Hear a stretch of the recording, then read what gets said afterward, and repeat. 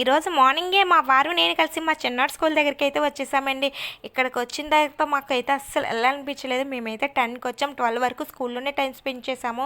ఇక్కడికి వచ్చాక చాలా హ్యాపీగా అనిపించింది. నేను నిజంగా పిల్లలకి ఆస్తులు అంతస్తులు ఇవ్వకపోయినా పర్వాలేదండి, మనం మంచి ఎడ్యుకేషన్ ఇస్తే చాలు. వాళ్ళ భవిష్యత్తులో ముందుకు వెళ్ళాలంటే నిజంగానండి వాళ్ళకైతే మంచి ఎడ్యుకేషన్ అయితే ఇవ్వాలండి. ఇక్కడికి ఎందుకు వచ్చామంటే స్కూల్లో ఒక ప్రోగ్రామ్ అయితే పెట్టారండి. ఆ ప్రోగ్రాంలో మా చిన్నోడు అయితే పార్టిసిపేట్ చేశాడు. ఇంతకీ ఆ ప్రోగ్రామ్ పేరు ఏంటంటే వెల్కమ్ టు ఓపెన్ హోమ్ అనే ప్రోగ్రామ్ అయితే పెట్టారు. అందులో మా చిన్నోడు అయితే పార్టిసిపేట్ చేశాడండి. ఇది ఎల్కేజీ యూకేజీ వాళ్ళకి మాత్రమే పెట్టారు.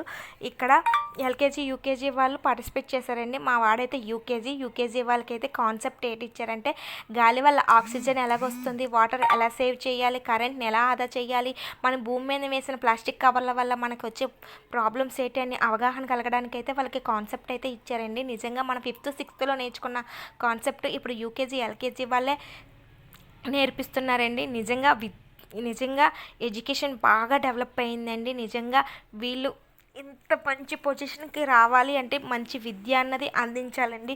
నిజంగా టీచర్స్ అయితే చాలా గ్రేట్ అండి. మనం ఇంట్లో ఇద్దరు పిల్లల్ని గోల భరించలేము, అలాంటిది ఇంతమందిని హ్యాండిల్ చేసి వాళ్ళకి మంచి విద్యను అందిస్తున్నారు అంటే అది టీచర్స్ వల్లేనండి. నిజంగానండి మా వాడైతే ఇందులో పార్టిసిపేట్ చేశాడు.